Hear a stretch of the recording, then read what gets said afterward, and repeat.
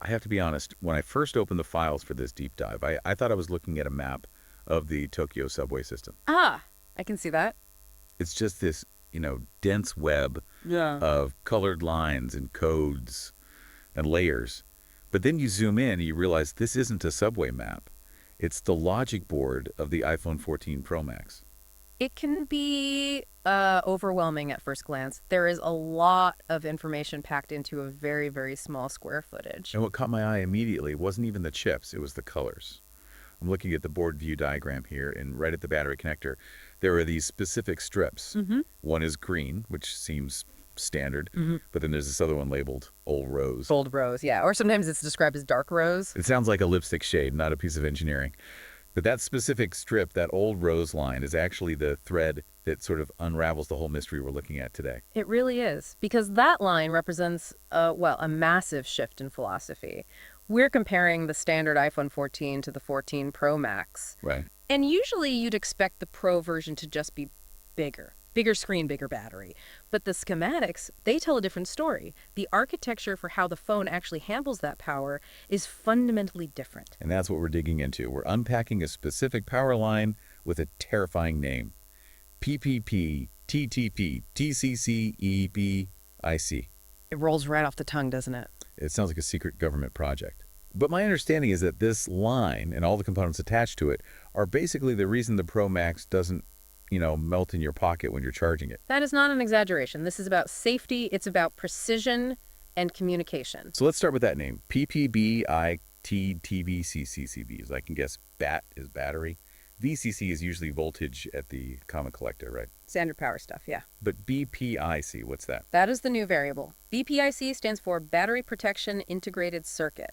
And that acronym, well, that's the smoking gun. If you pull up the schematic for the standard iPhone 14, that acronym isn't there. What does the standard 14 use instead?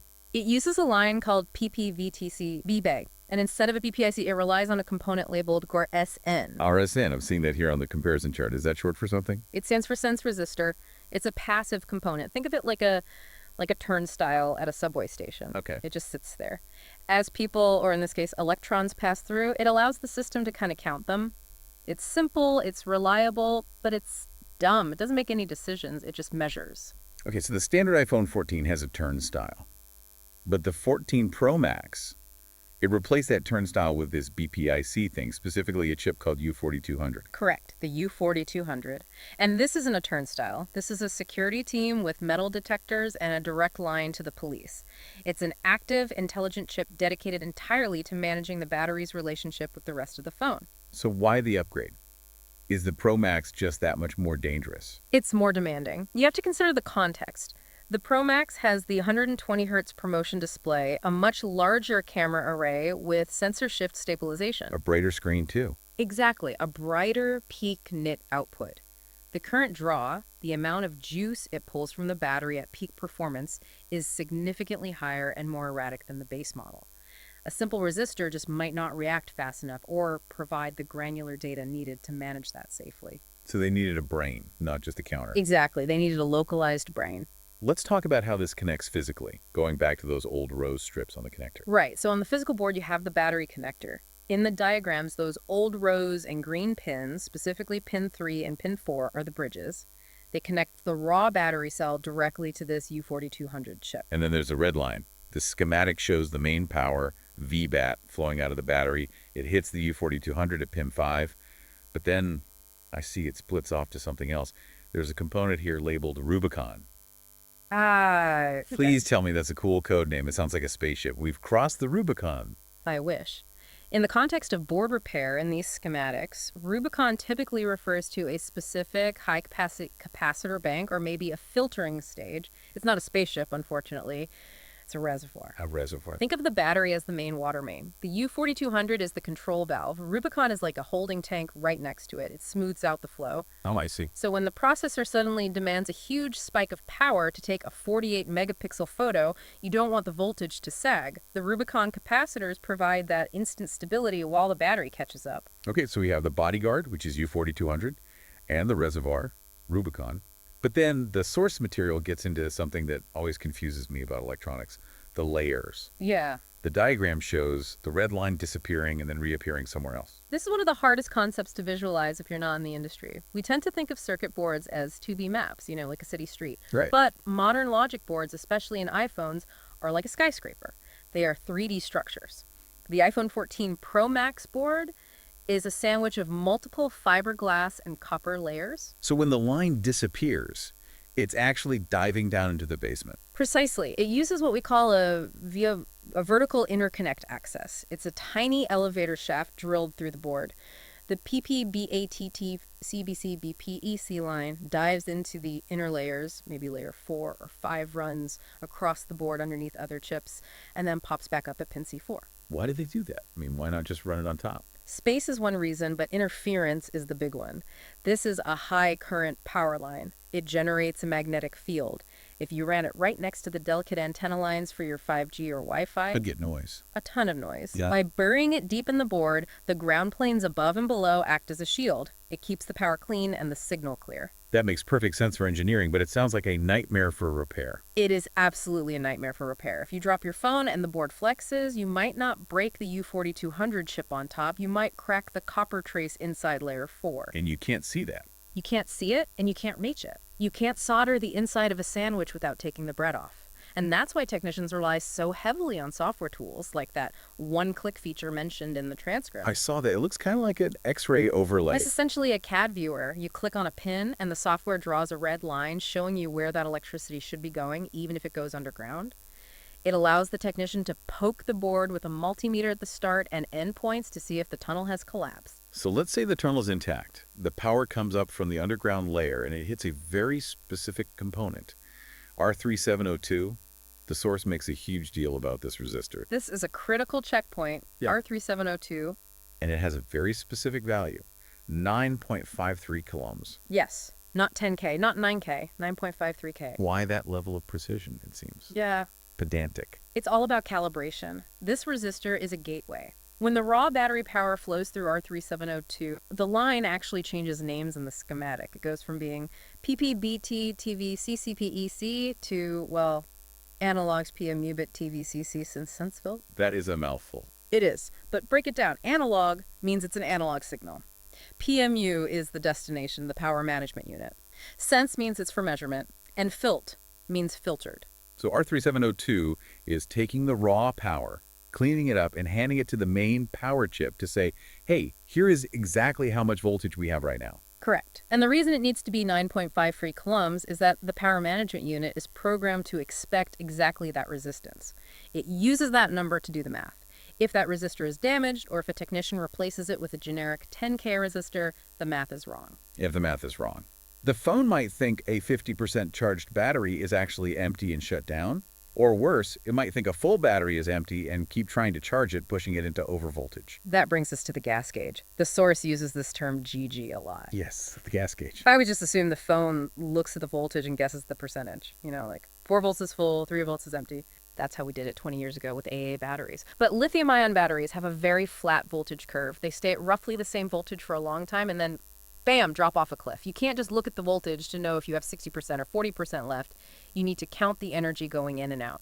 It's called Coulomb counting. Coulomb counting. So it's literally counting electrons. Effectively, yes. And that data, I have dispensed 2,000 milliamp hours, needs to be sent to the CPU. That's where the GG lines come in.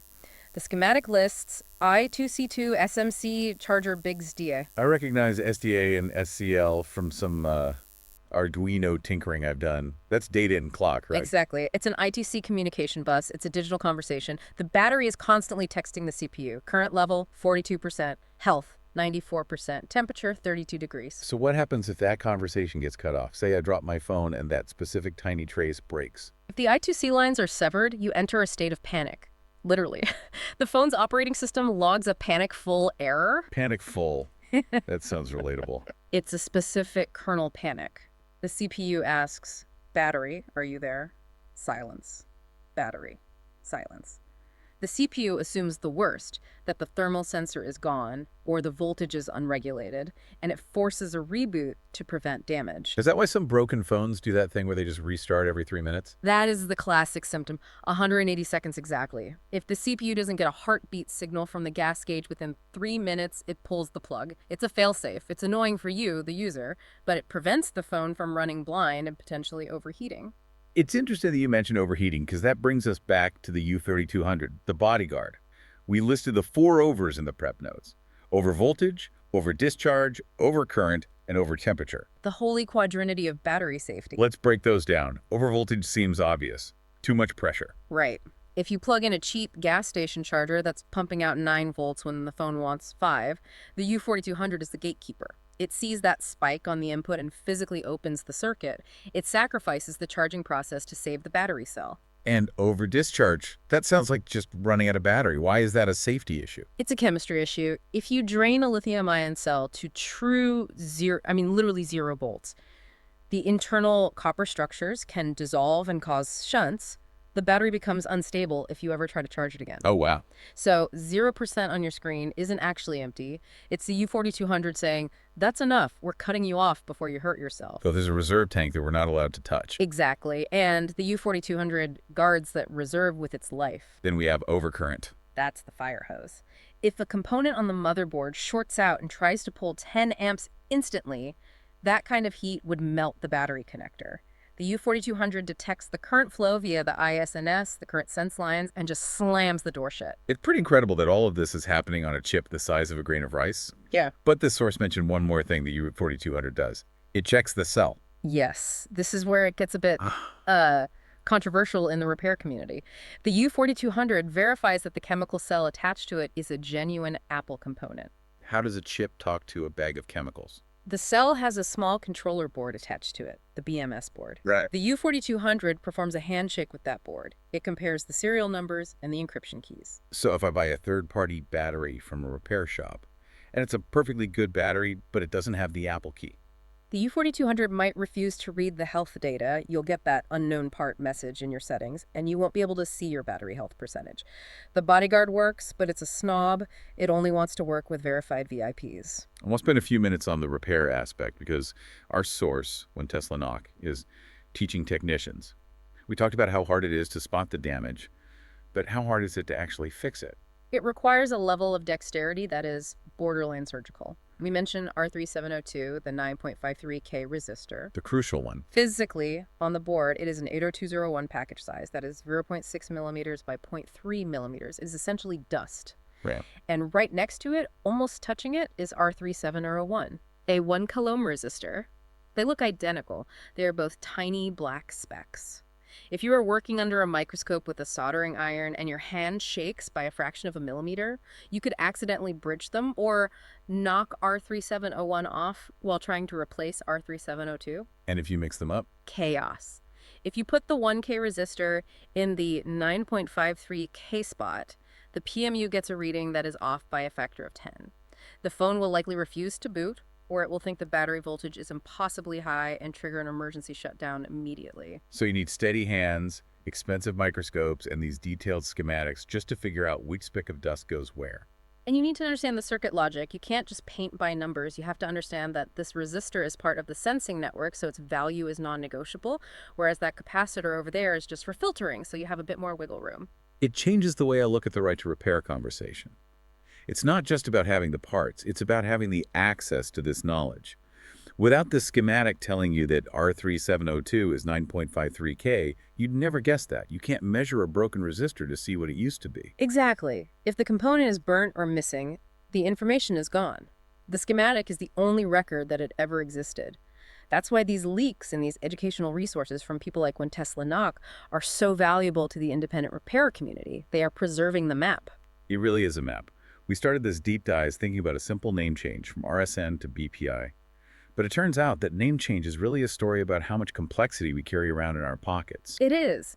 We moved from a simple turnstile resistor in the iPhone 14 to a fully intelligent, multi-layered, encrypted security system in the 14 Pro Max. And that system is constantly working, every second, monitoring voltage, checking temperatures, counting coulombs, authenticating serial number. You can glance at the top right corner of your screen, see 42%, and not give it a second thought. That's the goal of good engineering, right? To be invisible. Until it breaks, then it becomes very, very visible. It's a sobering thought. We rely on these devices to run our lives, our banking, our memories, our communication. But the hardware keeping that alive is just incredibly fragile. A single microscopic crack in a buried layer, or a resistor drifting by a few thousand ohms, and the whole thing goes dark. It forces you to respect the device a bit more. It's not a solid brick. It's a living ecosystem of signals. Well, I'm definitely going to be a little more careful tossing my phone onto the desk after this. Probably a good idea. That's it for this deep dive into the hidden world of the iPhone 14 Pro Max battery circuit. Hopefully the next time you plug in, you'll picture that little U4200 bodyguard doing its job. Thanks for listening. Catch you next time. Welcome to The Explainer. Today, we are tearing down the schematics of the iPhone 14 Pro and Pro Max to get to the bottom of a huge change in how Apple handles battery power. And you know what? The whole story starts with just a simple name change on a circuit board. So here's the game plan. We'll start with that kind of weird name change, then we'll meet the new chip that's guarding the battery. After that, we're going to trace the flow of power through the circuit, decode the battery's own secret language, and finally, we'll see why all of this makes for a much better and safer phone. Okay, let's kick things off with something that looks super tiny, but trust me, it's a huge deal. In the world of circuit design, even the name of a power line can tell you a whole lot about what's really going on under the hood. Check this out. On the standard iPhone 14, the main battery line is called PPVC_BATT. Simple enough? But on the Pro models, it's PPBATT_VCC_BPIC. See that little BPIC at the end? Yeah, that's not just a few extra letters. It's a massive clue that signals a total rethink of the entire power system. So what is this BPIC that suddenly shows up? Well, it's not just part of a name. It's a signpost, and it's pointing directly to a brand new, dedicated chip that's been added to the mix. Now, I know this schematic looks like a bunch of squiggly lines, but just focus on this one part right here, U4200. This is our new guy. Before, power just flowed from the battery into the rest of the phone. Now it has to get past this chip first. It's like a new security checkpoint right at the main gate. BPIC stands for Battery Protection Integrated Circuit. The best way to think about it is like a super smart bodyguard whose only job is to protect your battery. It monitors, manages, and defends it. And with the crazy power demands of the Pro iPhones, this isn't just a nice to have, it's absolutely necessary. All right, now for the fun part. Let's actually trace the path of the electricity on these schematics and see exactly how this new chip completely changes the game. This is where it gets really cool. Okay, back to the schematic. It all starts right here at J10400. That's the physical connector where you plug the battery into the main board. Think of it as the front door for every single drop of power that makes your phone work. And boom, right away, here's the massive change. Follow that path. Instead of just spreading out everywhere, the first thing the raw power does is make a mandatory stop at our new bodyguard, the U4200 BPIC. No exceptions. So once the power gets its ID checked by the BPIC, it gets its new official name, the one with BPIC at the end, and then it's allowed to continue on its way. You can see it branching off here to other really important power chips, like the U4400 Rubicon, which handles charging. At the exact same time, a separate, cleaner signal reports directly to the brain of the whole operation, the main power management unit, or PMU. This is the big boss of all things power, and this new line keeps it in the loop, constantly updated on the battery's exact voltage. But here's the thing about modern batteries. It's not just about pushing out juice. It's a two-way conversation. The battery is constantly sending data back to the phone, reporting on how it's doing. And with the iPhone 14 Pro, that conversation got way more detailed. You've really got to get this distinction. The big, thick lines on the schematic, those deliver the raw energy. That's the what. But these smaller, more delicate data lines, they carry information. That's the how much, how hot, and how healthy. So this is where a function called the gas gauge comes into play. It's literally like the fuel gauge in your car. It uses those data lines to constantly tell your phone, hey, you're at 82%, or uh-oh, we're down to 3%. It's absolutely vital for that little battery icon at the top of your screen. But this is what's really fascinating on the 14 Pro. See these two new lines here, the green and the blue one? These are brand new communication channels. And they are a direct, private line from the battery connector straight to our new bodyguard, the BPIC, and nowhere else. So what are they talking about on this private line? Well, these lines are monitoring the positive and negative terminals of the battery cells themselves. This gives the BPIC this incredible, deep-down look at the battery's internal health. It's no longer just asking how much charge is left. Now it's asking, are the cells healthy? And maybe more importantly, is this an authentic, Apple-approved battery? Okay, so we've got a new chip, a totally new power path, and new data lines. But what's the big deal? Why does all of this actually matter? Well, it all boils down to two things: making the phone much safer and making the battery last a lot longer. This whole new system with the BPIC running the show is basically a fortress. It's built to defend against the four biggest enemies of any lithium-ion battery. It protects against too much voltage, getting drained too low, pulling too much current, and of course, getting too hot. It's a full-on security detail. So in the end, this entire shift, from just a simple power line to this super smart, talkative system with its own dedicated guardian, it's all about one thing: creating a phone that's safer to use and whose battery stays healthy for way, way longer. It's a proactive approach, not a reactive one.